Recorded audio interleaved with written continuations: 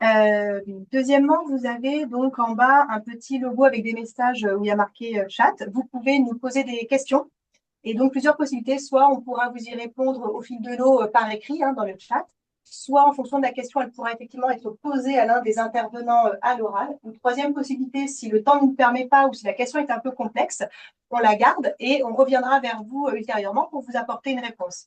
C'est pour ça que pour ce faire, il est impératif que le nom et prénom qui vous a servi à vous inscrire soit bien le même avec lequel vous êtes identifié sur Zoom pour qu'après on puisse se croiser, vous retrouver afin de vous apporter une réponse. Ce webinaire donc, va être composé de 4 parties. La première consacrée à la commission paritaire santé et prévoyance, de solidarité, le troisième sur la mise en place des nouvelles aides et enfin sur les outils pour vous accompagner. Et pour commencer sur la première partie, je vais donc laisser la parole à la présidence de la commission paritaire santé et prévoyance, appelée aussi la CPSP. Et je projette le support.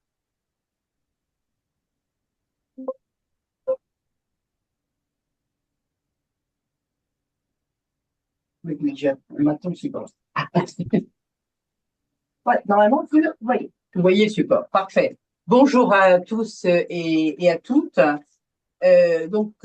CPSP, Commission paritaire santé et prévoyance de la branche ALISPA.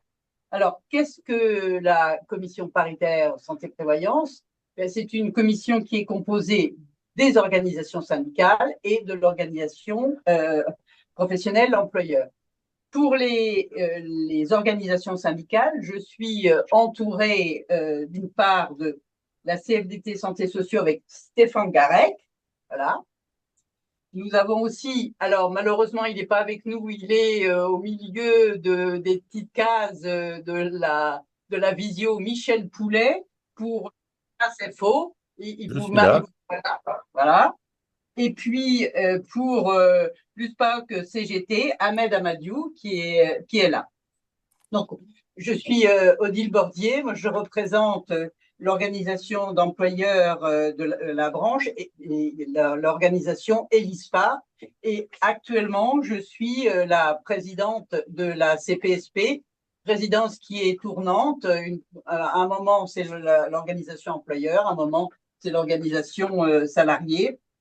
La CPSP se réunit environ 5 fois par an et Ahmed va vous expliquer quels sont les sujets que nous traitons dans cette commission. Mais avant ça, je voulais vous présenter le participant qui est aujourd'hui avec nous, qui est l'OCIRP, l'organisme gestionnaire du Fonds de solidarité. Et donc, nous avons avec nous Bertrand Ntezir Yao.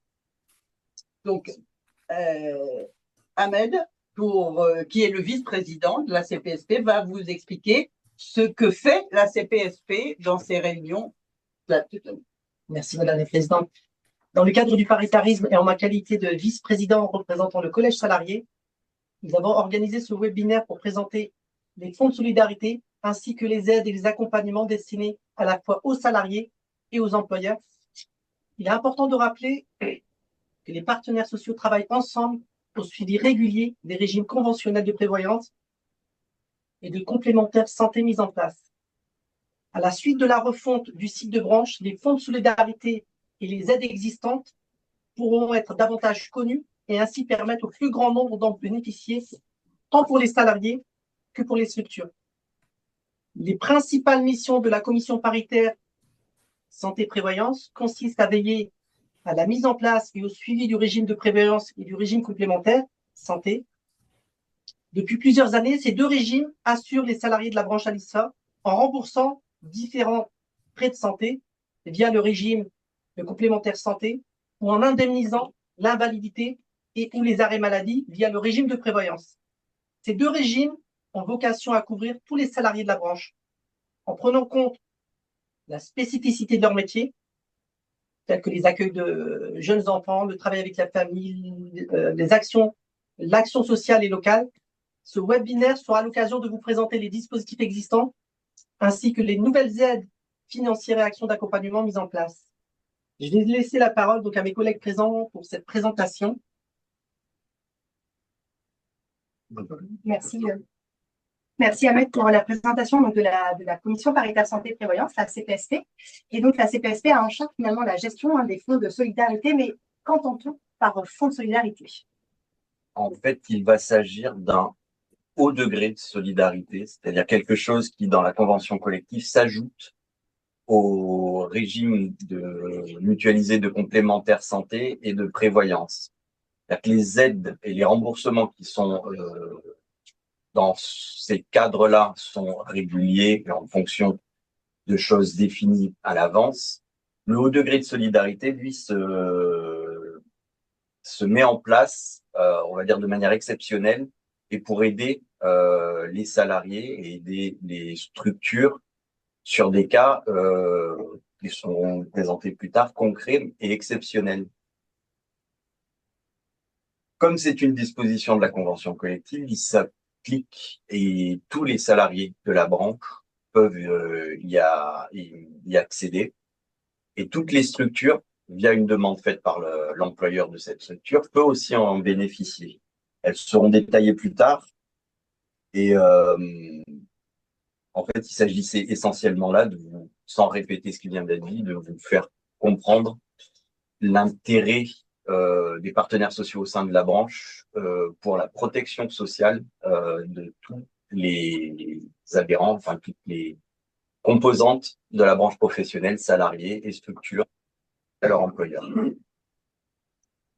Là, c'est le moment pour moi de laisser la main à Michel qui va vous détailler plus précisément ce que ce haut degré de solidarité peut apporter. Alors, comment sont alimentés les fonds le fonds de solidarité pour les entreprises qui sont dans la recommandation? L'employeur doit donc verser à l'OCIRP 2% des cotisations dues au titre du régime de prévoyance et 2% de cotisations dues au titre du régime complémentaire santé.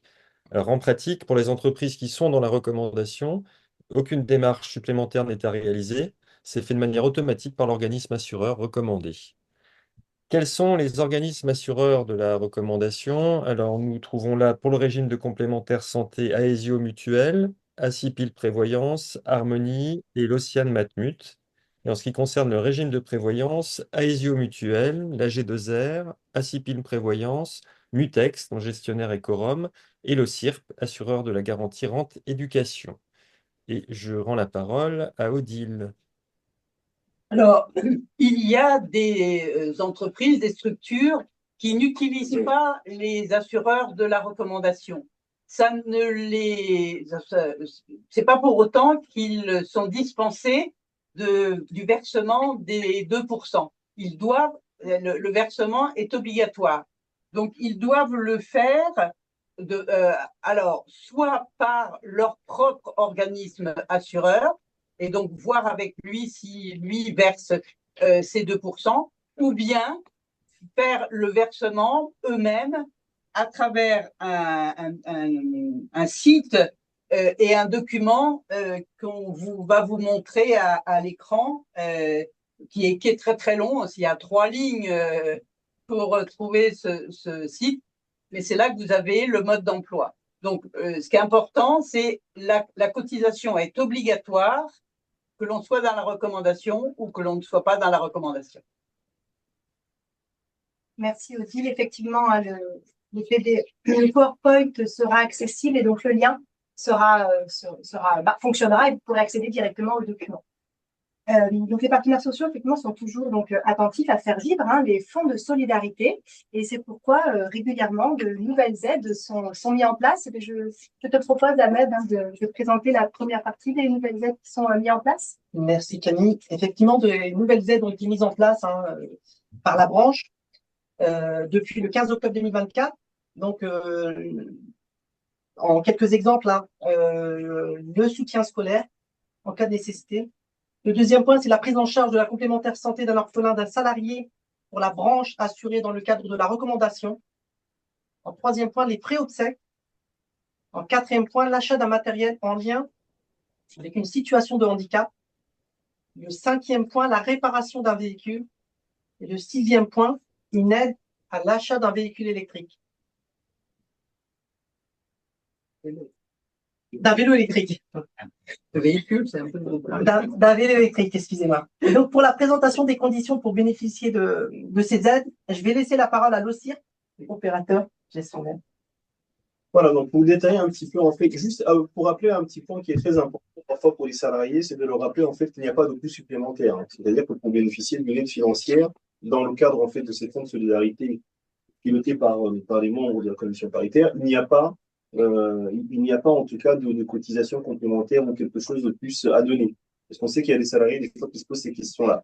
Donc ces aides-là, en fait, qu'on vient de vous présenter, donc il y a toujours une condition de revenu pour ces aides-là. Donc, je vais prendre l'exemple, je prends en fait le soutien scolaire. Sur la partie soutien scolaire, en fait, c'est pour les enfants qui sont en grande difficulté scolaire au sein d'une famille monoparentale. Donc, si vous avez, en tout cas dans les structures, des parents en fait parentales avec des enfants qui ont des difficultés, ils peuvent bénéficier d'une aide de 400 euros maximum, évidemment en fonction des frais réels. Ça veut dire qu'en fait, il faudra bien qu'on ait une preuve.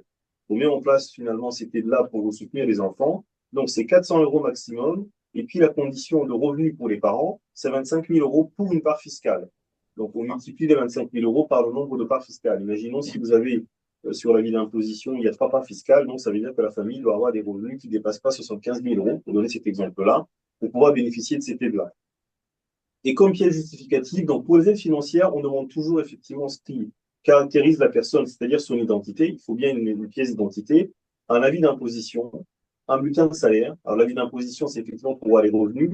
Le bulletin de salaire, c'est pour être sûr que la personne est bien, en tout cas, fait partie de la branche ALISFA et se trouve dans une structure, en fait, qui verse bien les cotisations. Et puis, vous avez les conditions qui s'adaptent toujours à chaque aide. Donc là, ce que vous avez, c'est finalement, il nous faut finalement un document, un livret de famille ou un acte de naissance. Il faut bien qu'on ait le lien entre la personne qui demande, qui n'est pas l'enfant, et le parent qui fait la demande. Et puis après, vous avez les bulletins scolaires, la facture de l'enseignant, et donc ou alors tout autre document qui justifie la parentalité. Si on n'a pas le livret de famille ou l'acte de naissance, on fait un document officiel qui montre bien que la famille aussi est en situation de monoparentalité. C'est-à-dire s'il y a un divorce ou si la personne est visuelle, etc.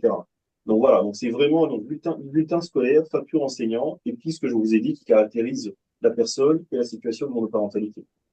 Prise en charge de la complémentaire santé pour les orphelins. Donc là, la branche, en fait, les membres de la commission paritaire ont souhaité en tout cas soutenir finalement un enfant qui devient orphelin et qui bénéficiait de la complémentaire santé et qui donc du coup va pouvoir continuer à bénéficier de cette complémentaire santé pendant 2 ans.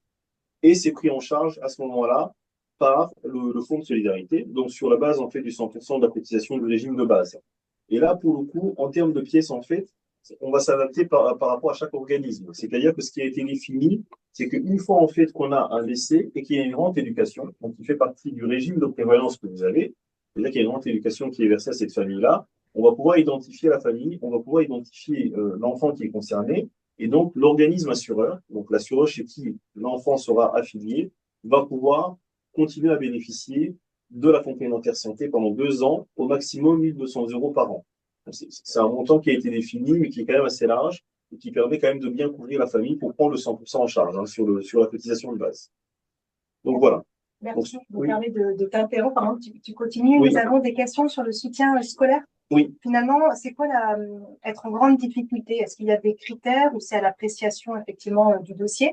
Et c'est jusqu'à quel âge? Alors, en tout cas, quand on dit c'est à l'appréciation du dossier, c'est-à-dire que si on a une famille, une personne qui vient nous expliquer mon enfant n'a pas de bonnes notes, un exemple, c'est ce qu'on voit souvent dans le soutien scolaire, n'a pas des bonnes notes dans les matières scientifiques comme les mathématiques ou le physique, ils vont nous envoyer des documents qui vont bien montrer sur les bulletins scolaires que les notes ne sont pas bonnes.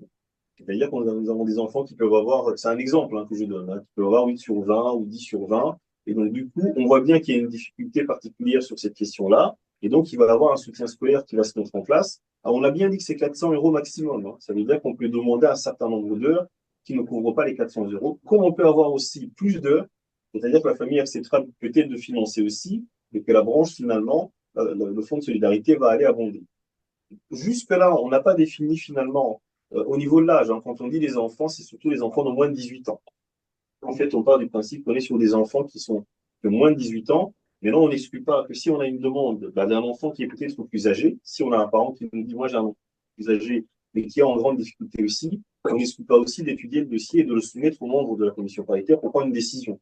Ce sont des choses aussi qui peuvent se décider rapidement. On va s'adapter. On part sur les moins de 18 ans. Et si on a des enfants plus âgés et qu'on a une demande, on va aussi s'adapter en tout cas pour soumettre la question aux membres de la commission paritaire que vous avez autour de la table, qui vont prendre la décision.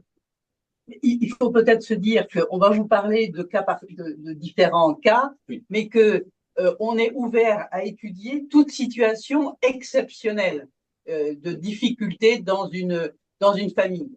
Voilà. Qui sera étudiée au sein de la commission paritaire. Exactement. Et puis, vous avez aussi, donc, dans les conditions, vous avez aussi dans les aides que je détaillais, les frais d'obsèques. Donc, vous avez la partie frais d'obsèques. On sait que, déjà, vous avez une famille, vous avez perdu un membre de la famille, et puis vous avez les frais d'obsèques qui ne sont pas toujours couverts à 100%, ni par un autre dispositif public, etc.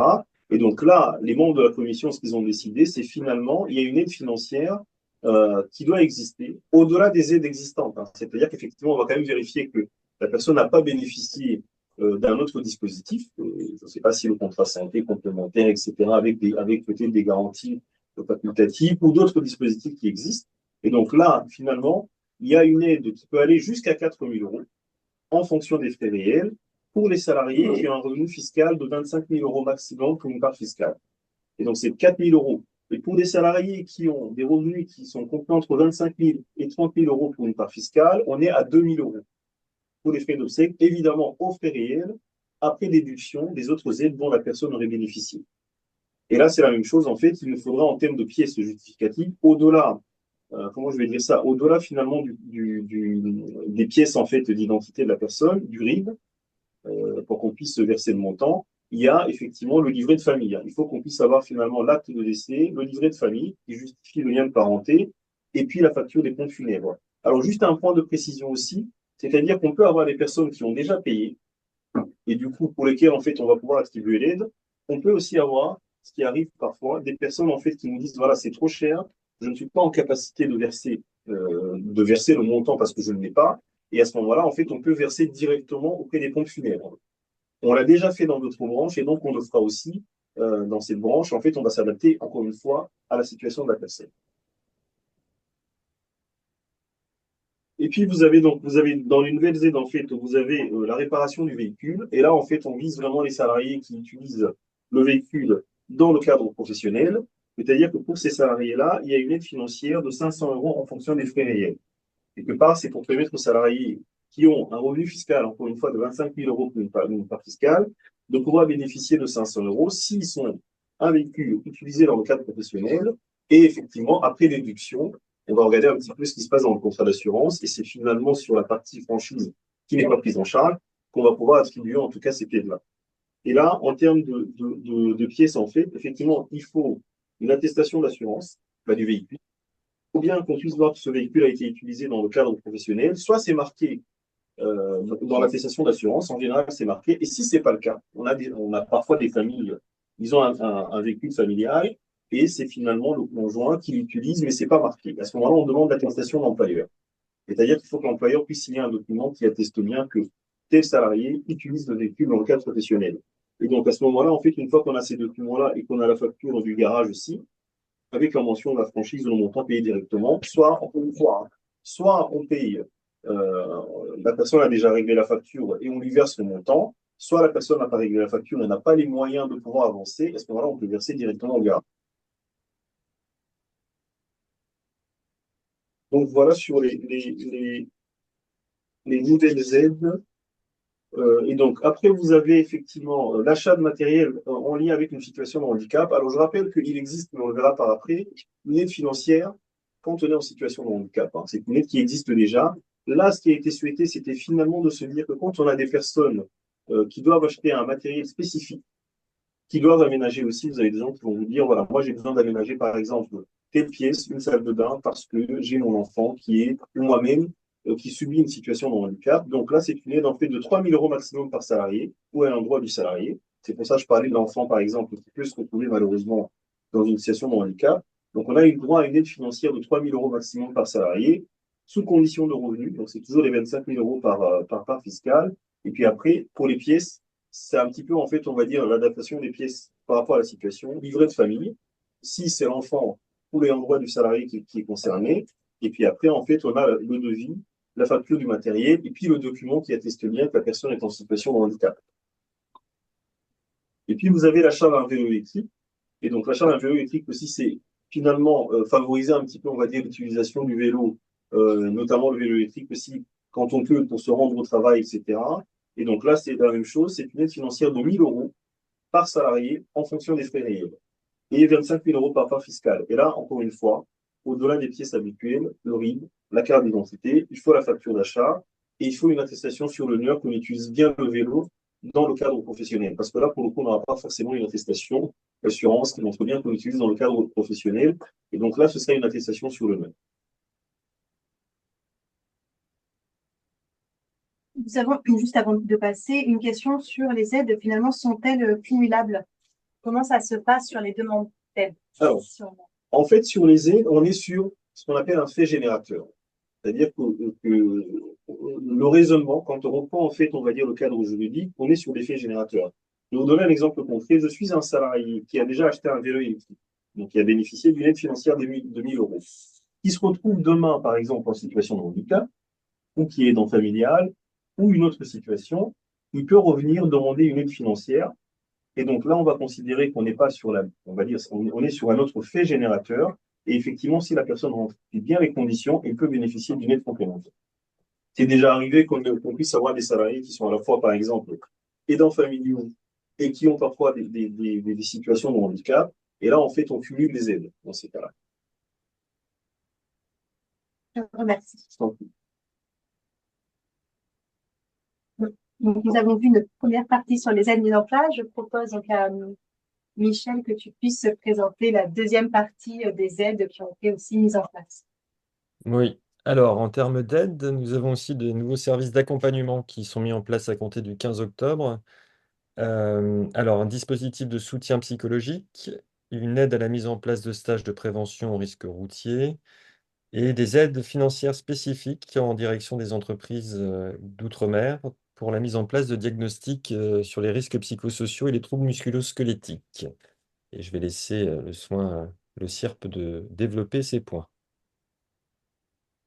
Alors, donc, sur ces dispositifs-là, alors, le dispositif de soutien psychologique, hein, je le mets très rapidement, je refais un petit peu, on va dire, l'histoire.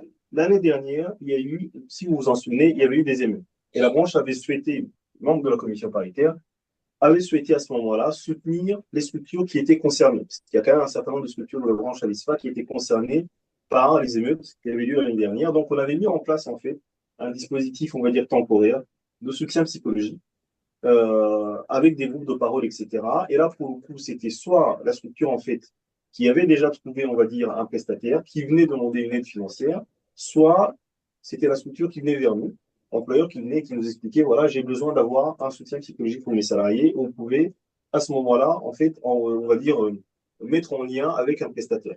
Donc là, ce qui a été défini finalement, au vu de ce qu'on avait, enfin, de ce qu'on avait constaté, c'est de mettre en place un dispositif de soutien psychologique qui s'adresse à la fois aux salariés et à l'entreprise de manière globale. Alors, pour le salarié, pour le coup, c'est effectivement, j'ai un numéro de téléphone disponible 24 heures sur 24, 7 jours sur 7, et je peux appeler à n'importe quel moment de la journée parce que j'ai besoin d'avoir un soutien psychologique, parce que j'ai besoin en tout cas, d'avoir un accompagnement par un psychologue.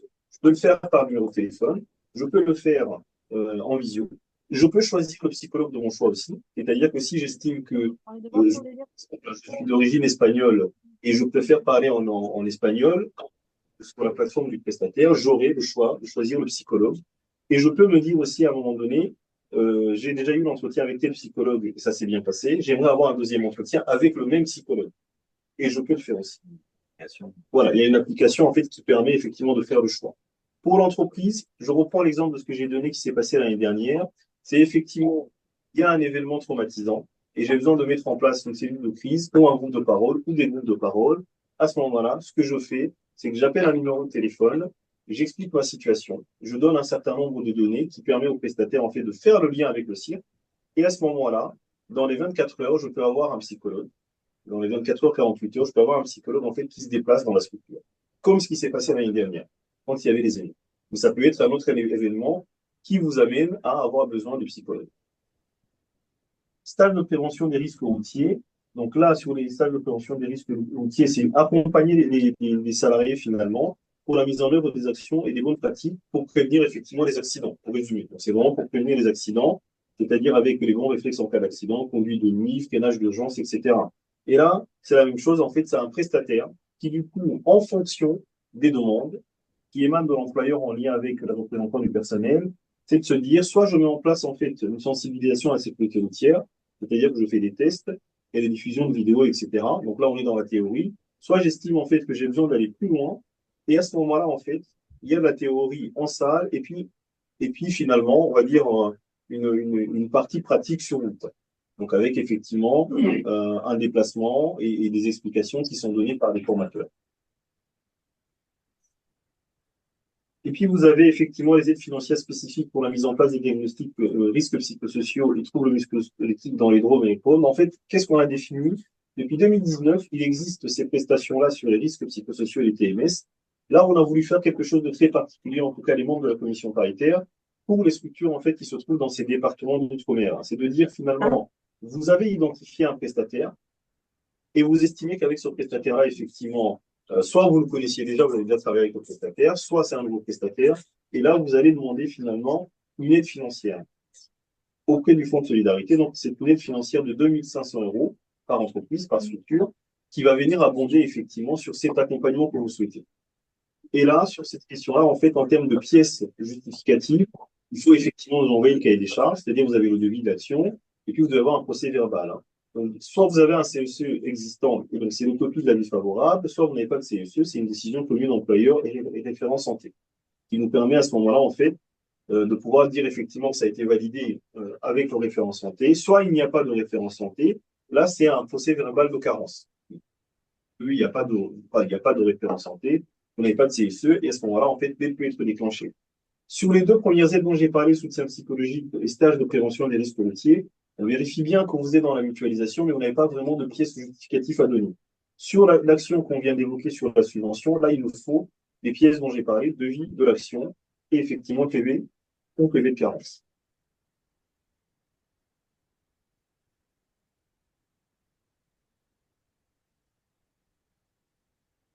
Allez, donc, on a présenté effectivement les nouvelles aides. On peut peut-être faire un petit focus sur les aides existantes. Oui. Alors, au-delà de ces aides-là qui ont été définies, donc qui sont opérationnelles à partir de maintenant, qu'on vient de vous présenter là, il y a un certain nombre d'aides qui existent quand même depuis 2019. 2019, en fait, c'est vraiment là où on a mis en place ce dispositif. Et donc, il y a un certain nombre d'aides qui ont été définies depuis, qui ont été revalorisées quand même. Donc, vous avez des aides financières. Encore une fois, donc vous avez deux types d'aides, hein. Aide financière salariée, aide à déclencher par l'employeur. Les aides financières donc, que je vais vous présenter là, c'est pour les salariés. Donc, vous avez 3 aides que vous avez sur le document que je vous ai présenté. Donc, handicap, maladie grave et pour les salariés aidants. L'aide pour le handicap, c'est finalement, je suis un salarié qui est reconnu travailleur handicapé par la maison départementale des personnes handicapées.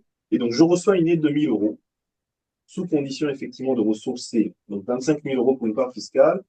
On est parti de ces conditions-là en disant effectivement qu'il y a des frais qui sont occasionnés par cet état effectivement de situation de handicap. Et donc, on déclenche une aide forfaitaire. On a voulu avoir des dispositifs assez simples pour les salariés parce qu'on sait très bien que souvent en France, sur des dispositifs de ce type-là, les salariés ou les personnes concernées, les bénéficiaires, ne demandent pas parce que c'est trop complexe à comprendre, parce qu'on demande aussi beaucoup de documents, c'est très compliqué. Donc, on a voulu faire des choses très simples. Situation de handicap, je suis reconnu, je ne dépasse pas 25 000 € pour une part fiscale, je sais que j'ai droit à 1 000 € et je sais que je dois fournir finalement ma pièce d'identité, mon avis d'imposition, un RIB, un bulletin de salaire et mon attestation de reconnaissance. Donc, je fournis ces pièces-là et je reçois l'aide financière de 1 000 €. Maladie grave, c'est le même mécanisme. Je suis atteint d'une affection longue durée exonérante, donc c'est bien marqué sur mon attestation de caisse primaire d'assurance maladie. Je reçois une aide financière de 1 500 €, sous condition, la même condition, 25 000 € pour une part fiscale. Et au-delà des pièces habituelles que j'ai citées, donc RIB, carte d'identité, avis d'imposition, bulletin de salaire, je fournis finalement le document d'attestation qui montre bien que je suis en ALD exonérant. Et je reçois les 1 500. Sur les salariés aidants, encore une fois le même mécanisme, je prends en charge un membre de la famille, qui sont soit les ascendants ou les descendants du premier et deuxième degré ou en conjoint, c'est-à-dire mes parents, mes grands-parents, mes enfants, mes petits-enfants. qui sont en situation de perte d'autonomie. Je sais que si je respecte, enfin, si en tout cas je remplis bien la condition des 25 000 euros, je reçois 2 000 euros. Ça, c'est une aide qui a été valorisée. C'est une aide qui existait avant, qui était à 1 000 euros, qui est passée à 2 000 euros, parce que dans les études, en fait, on a regardé un petit peu, on s'est rendu compte que sur les aidants, finalement, le reste à charge, quand ils prennent en charge en tout cas une personne qui est en situation on va dire, de perte d'autonomie, ils ont quand même un montant qui peut être assez élevé. C'est pour ça qu'on a doublé cette aide-là, qui est passée à 2 000 euros. Et donc là, c'est pareil, c'est que j'ai les pièces habituelles que je ne recycle plus. Je fournis un document qui montre le lien de parenté avec la personne. Et puis après, derrière, en fait, je fournis un document qui montre bien que la personne dont je m'occupe est en situation de perte d'autonomie. Et je reçois mon aide de 2 000 euros.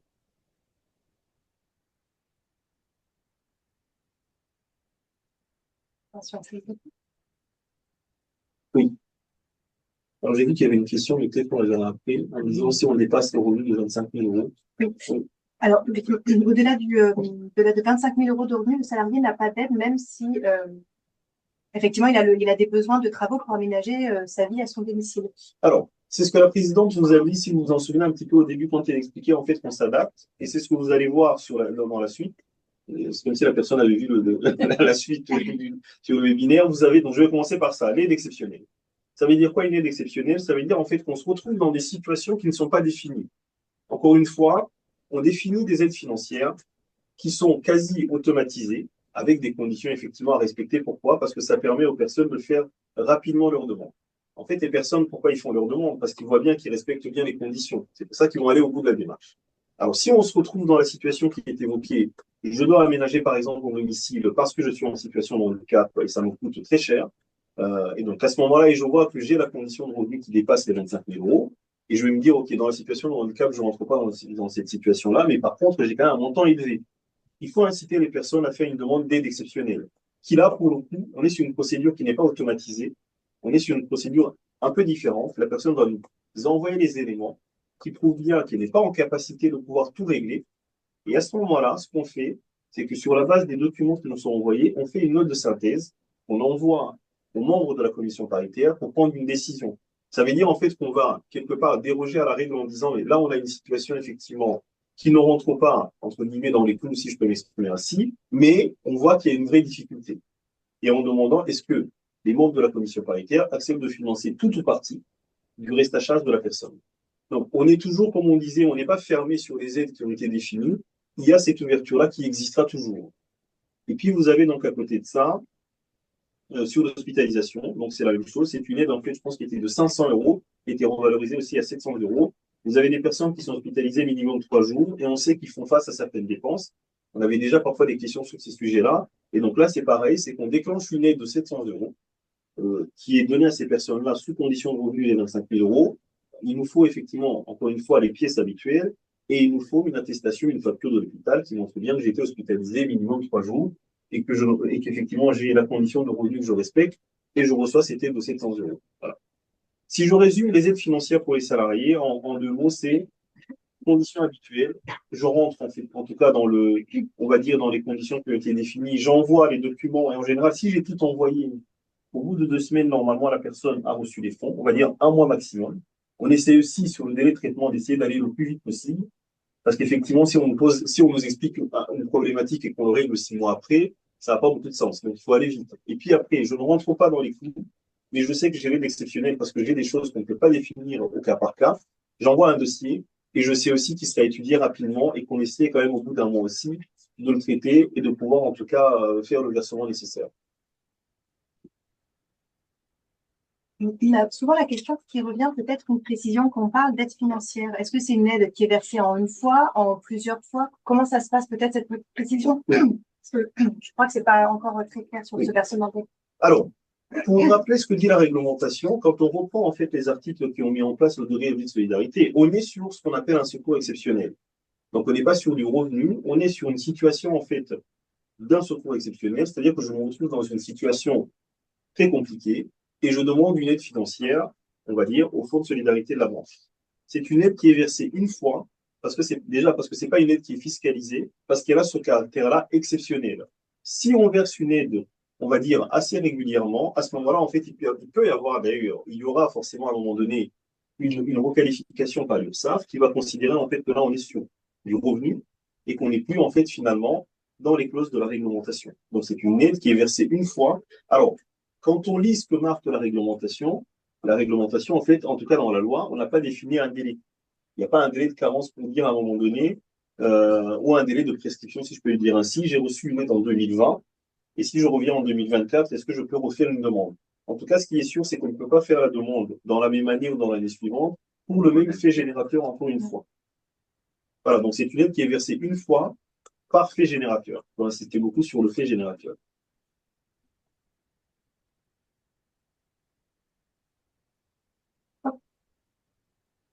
Du coup, maintenant qu'on a vu le rappel des aides financières existantes pour les salariés, Oui, peut-être un petit topo sur les accompagnements individuels. exactement. Alors, je rappelle juste sur les aides financières qu'on a une obligation de confidentialité. Donc, le salarié qui fait une demande, c'est le salarié qui fait la demande. Le dossier est traité de manière anonyme et en fait, et le dossier est réglé de manière anonyme. Même sur les aides exceptionnelles, quand on envoie en membre de la commission paritaire, en fait, on ne cite pas les noms des salariés. On cite la situation, les pièces qui ont été envoyées, la problématique, mais on ne va jamais citer en fait le nom et le prénom du salarié parce qu'on a des obligations aussi en matière de respect des données personnelles. Donc, si on arrive en fait sur ce qu'on appelle dans les aides en fait qui sont définies dans le fonds de solidarité, comme je le disais, vous avez les actions de prévention mises en place par l'employeur, les aides financières par le salarié et les services d'accompagnement que peut déclencher le salarié. Donc, on a mis en place en fait le soutien aux aidants familiaux et un dispositif d'aide pour l'hospitalisation. Soutien aux aidants familiaux, en fait, c'est quelque part au-delà de l'aide financière, ou alors à partir du moment où moi, j'ai des revenus en fait qui ne me permettent pas de bénéficier de l'aide, je peux bénéficier de ce dispositif-là. Là, pour le coup, il n'y a pas de condition de revenu. C'est-à-dire que j'ai un membre de ma famille qui est en situation de perte d'autonomie, et en fait, j'ai besoin d'un accompagnement déjà pour comprendre un petit peu quels sont les dispositifs publics qui existent, qu'est-ce que je peux faire en fait avec la personne, comment je peux gérer la personne, etc. Comment je peux prévenir aussi les problématiques de santé me concernant.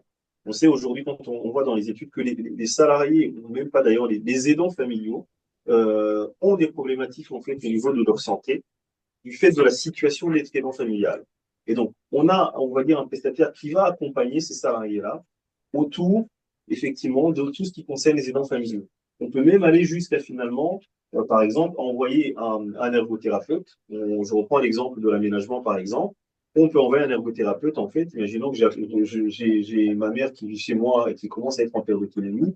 Il peut y avoir un ergothérapeute qui vient et qui me dit est-ce que mon domicile est toujours adapté et qui me donne des conseils et qui peut même faire un devis pour me dire voilà ce que ça pourrait vous coûter si vous devez réaménager un petit peu votre domicile. Donc ça, c'est le soutien aux aidants familiaux, dont tout le monde peut bénéficier à partir du moment où il a le statut d'aidant familial, pas de condition de revenu. Et l'hospitalisation, c'est la même chose, je dois être hospitalisé, ou j'ai été hospitalisé. Et du coup, j'ai besoin aussi d'un accompagnement parce que j'appréhende l'hospitalisation, parce que je me demande si, une fois que je serai sorti finalement de cette hospitalisation, si je vis seul, comment les choses vont se passer, est-ce que je vais être isolé, etc. Et là, c'est la même chose, c'est qu'on a un prestataire en fait qui va accompagner la personne qui est concernée par des infirmières, par des médecins, etc., qui peuvent aussi rassurer la personne en mettant en place du soutien psychologique s'il y a un besoin, en se déplaçant s'il y a un besoin aussi au domicile de la personne.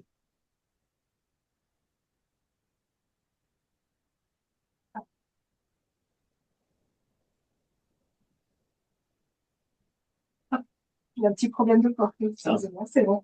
Alors, après, ce qu'on va voir là sur les aides existantes, là, c'est encore une fois les actions de prévention côté employeur. Donc, il y a eu, enfin, en tout cas, déclenché par l'employeur, évidemment, en lien avec les représentants du personnel. C'est-à-dire que la branche, en fait, elle a beaucoup insisté sur tout ce qui est risques psychosociaux et troubles musculo-squelettiques. C'est une problématique qu'on a toujours eue, en tout cas, mais qui s'est accentuée avec la crise Covid. Et on voit bien, notamment sur la question de la santé mentale, on voit c'est une question qui revient régulièrement. J'ai entendu d'ailleurs, je crois, il n'y a pas longtemps, le nouveau Premier ministre qui disait que la question de la santé mentale devrait être une priorité en 2025. Donc, on voit bien qu'il y a un sujet là-dessus. Et les membres de la commission paritaire donc, ont décidé quand même avant finalement cette annonce-là, depuis 2019, d'accompagner les entreprises et les associations qui souhaitent en fait avoir un accompagnement sur ces questions-là. Prévention des risques psychosociaux ou des TMS, c'est finalement comment ça se passe concrètement. Je suis un employeur, je fais une demande, donc j'envoie un formulaire en ligne, j'ai besoin d'être accompagné sur les risques psychosociaux.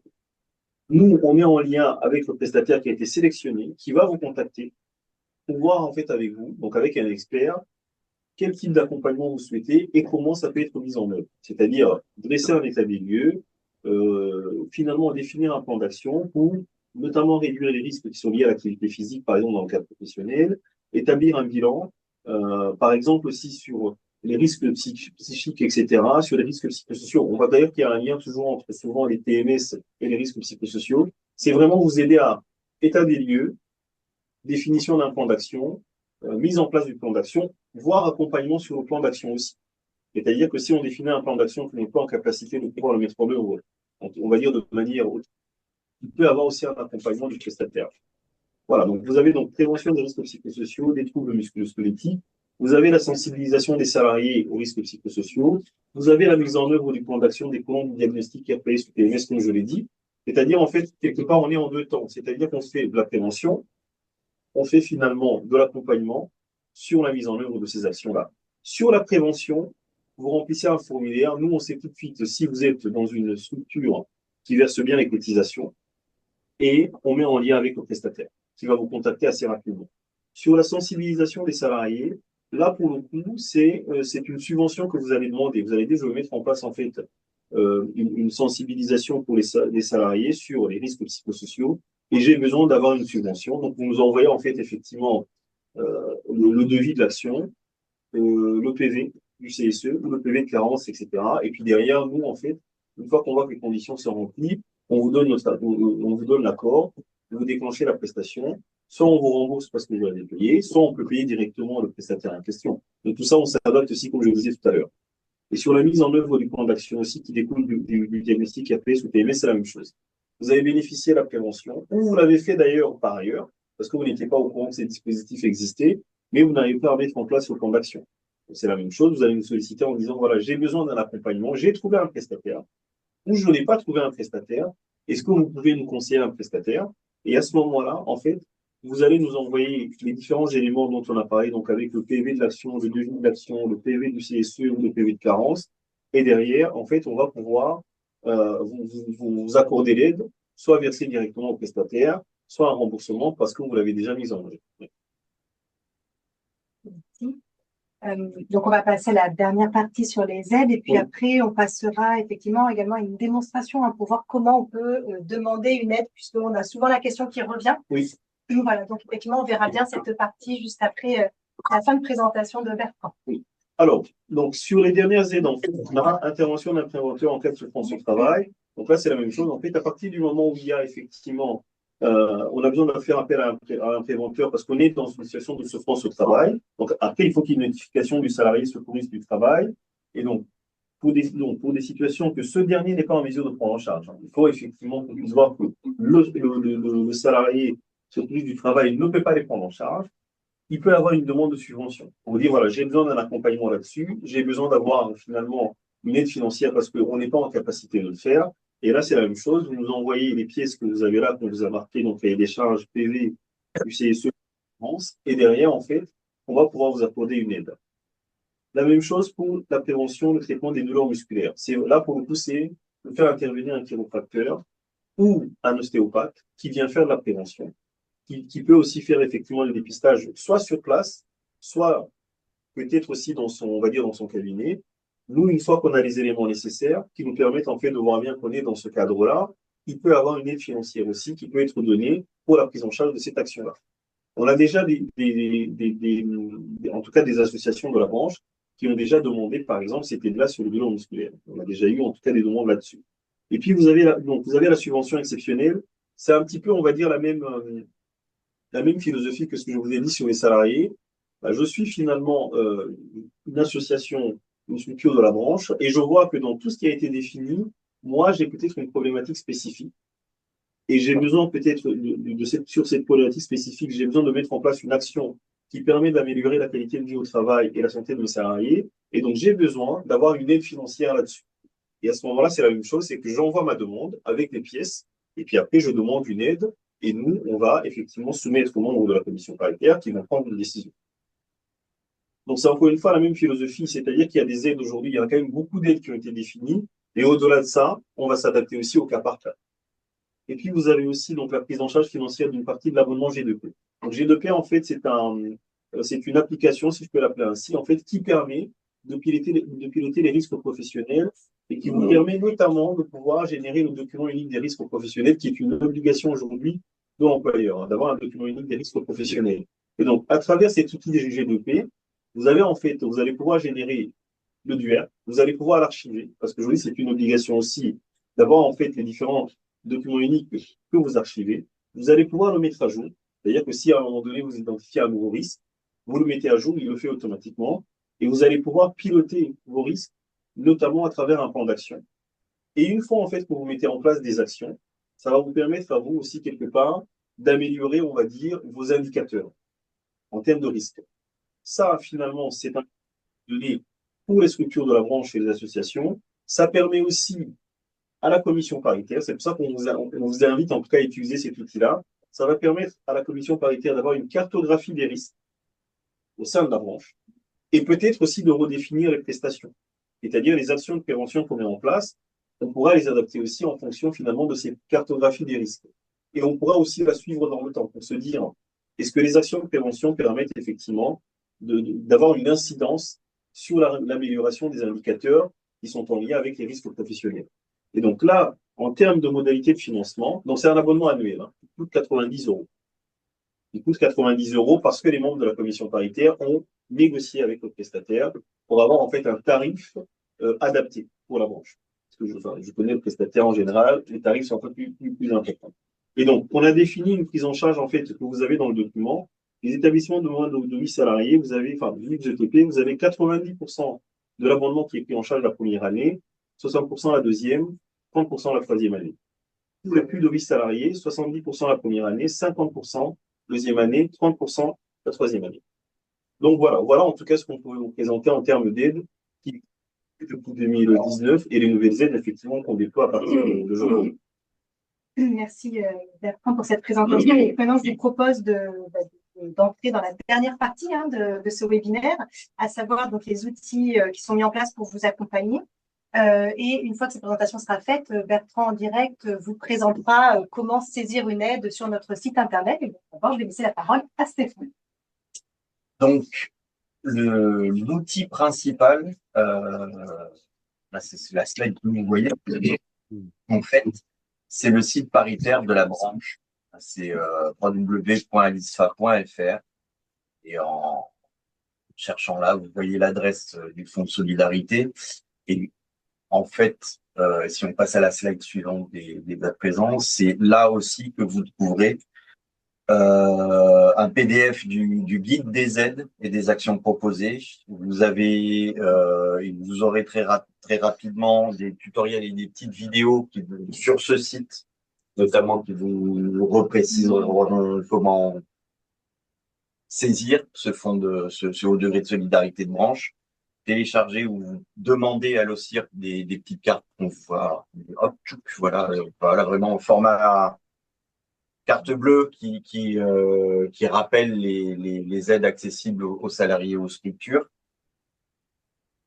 Définitivement, le point de départ pour accéder au fonds de solidarité, c'est le site de branche. Et pour preuve, c'est ce que va pouvoir vous présenter Bertrand, en fait, comment faire une demande, comment s'enregistrer pour faire une demande d'aide du fonds de solidarité de branche via le site alisfa.fr. Alors, je vais, Camille. Oui, tu peux déjà arrêter de partager, c'est bon. Donc, je partage mon écran. J'espère que vous voyez bien mon écran. Est-ce que ça... Je pense que vous le voyez mon écran, c'est ça? Non, vous ne voyez pas? Non. Ah, ça arrive. C'est bon, on voit ton écran. Très bien. Donc, en fait, là, donc, je mets, donc, si je mets Alisfa Santé,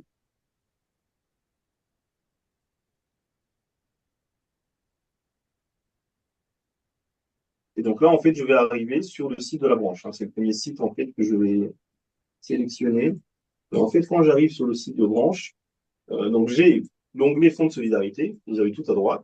Donc, je vais cliquer sur cet onglet-là. Et là, en fait, je vais avoir finalement une description des prestations qu'on a évoquées. Il y a une vidéo, on va la mettre à jour aussi. Vous avez une vidéo très rapide, qui dure 2 minutes, qui explique un petit peu comment les choses se passent. Vous avez le livret, vous avez les différents aides. Et vous avez aussi, ce qui est très important à un moment donné, c'est l'adresse mail que vous avez là. C'est-à-dire que pour toute question que vous avez ou les salariés qui se posent, ils écrivent sur cette adresse mail-là, ils auront une réponse. Et donc, soit vous sélectionnez en fait votre organisme assureur, que vous allez identifier là. Donc, vous sélectionnez AG2R, Malakoff, etc. Enfin, plutôt Adhésion Mutuelle ou Mutex, excusez-moi. Soit, effectivement, vous n'êtes pas dans la mutualisation, c'est ce qu'on a évoqué au début, et vous avez un onglet qui s'appelle Autre assureur. Donc, c'est là, en fait, où je vous fais la démonstration très rapide. Donc, j'arrive, en fait, sur ce site-là, Autre assureur. Et donc, ce que je vais remarquer, donc, vous avez parfois des petits pop-up qui peuvent s'allumer parce que là, ce qui est marqué, c'est qu'il y a des nouvelles prestations. Donc, des fois, on met en avant une aide financière ou une action de prévention en fonction des sujets. Et en fait, donc là, vous avez le site avec l'adresse mail dont j'ai parlé. Vous avez toutes les aides. Et donc, les nouvelles aides, vous avez finalement, une espèce de pastille verte, en fait, qui vous montre que c'est une nouvelle aide. Et vous allez sélectionner. Je suis un employeur, je vais peut-être cliquer sur prévention accompagnement. Pour voir ce que je peux mettre en œuvre. Je suis un salarié, je regarde l'accompagnement dédié, donc les services d'accompagnement ou les aides financières. Je prends l'exemple des aides financières. Donc, je vais me dire, voilà, je veux regarder un petit peu ce qui se passe pour les frais de psy. Donc là, on m'explique bien que je peux avoir droit jusqu'à 4 000 euros. Et en fait, si je me dis, OK, très bien, je suis concerné, je fais une demande, en fait, je vais créer un compte. Pour créer un compte, c'est assez simple. Finalement, la seule information que le salarié ou l'employeur ne connaît pas, enfin, en tout cas, le salarié ne peut pas avoir en tête directement, c'est le numéro de SIRET. Mais on lui précise bien qu'il peut trouver ça sur son bulletin de salaire. Sinon, le reste, il met son nom, son prénom, adresse mail, mot de passe. Il s'enregistre.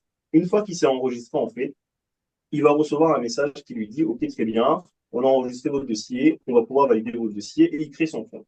Donc là, moi, j'ai déjà créé le compte. Donc, comme je vais retourner, en fait, je vais pouvoir me connecter. Et puis, en me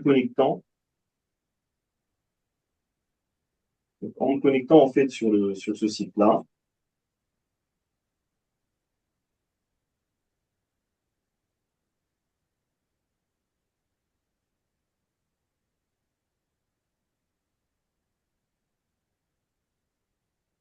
en fait, je vais accéder à un formulaire en ligne par rapport à l'aide que j'ai sélectionnée. Ensuite, j'accède finalement à un formulaire en ligne, donc je dois compléter le formulaire en ligne. Donc, on m'a expliqué les conditions juste sur la page d'avant, donc je remplis ce formulaire en ligne. Une fois que je l'ai rempli, on m'explique les pièces qu'il faut que je donne. C'est ce qu'on avait dit, en fait, il faut quand même le livret de famille, l'identité, l'acte de décès, la facture des pompes funèbres. Je dois saisir au moins un fichier, sinon ça partira pas. Il faut quand même au moins une pièce. Et donc, je mets toutes les pièces en question. Et derrière, en fait, ce que je fais, c'est que je clique sur signer, envoyer ma demande. Après, je devrais faire une signature électronique. Donc, je reçois un message sur mon téléphone et ça va m'envoyer en fait finalement un code que je mets. Et en fait, ma demande est partie. Je reçois un mail qui me dit ma demande est enregistrée sur tel numéro. Et en fait, après, le dossier arrive directement dans un outil de gestion où vous avez en fait des conseillers, ce qu'on appelle des conseillers d'activité sociale, qui vont étudier le dossier. Si le dossier remplit bien les conditions, il va être traité et puis après, vous allez recevoir l'aide en question. Cette procédure-là, elle vaut pour le salarié, elle vaut pour l'employeur aussi pour les demandes dont on a parlé. C'est exactement la même procédure. Et aussi la même procédure. Donc, vous voyez bien que ce n'est pas très compliqué. On crée un compte rapidement, on remplit les conditions, on envoie les pièces en ligne, et puis après, on sait que le dossier a été enregistré, on a mis, et on attend en fait de voir qu'on reçoit l'aide. Si on trouve que ça dure un petit peu, on envoie un mail en disant voilà où en est mon dossier, etc. Et on recevra toujours une réponse par rapport au dossier.